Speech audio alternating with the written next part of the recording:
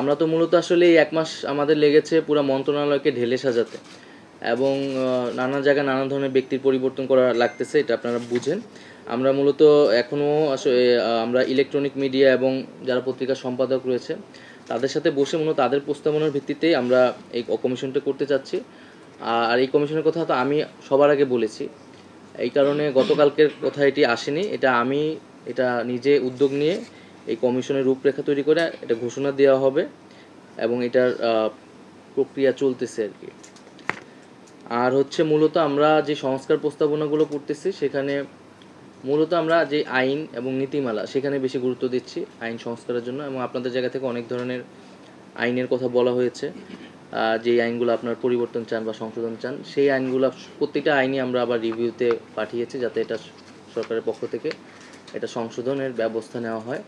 cyber security অ্যাক্টের থেকে আমরা কিন্তু আরও আগেই এটা আমাদের মন্ত্রণালয় থেকে সুপারিশ জানিয়েছি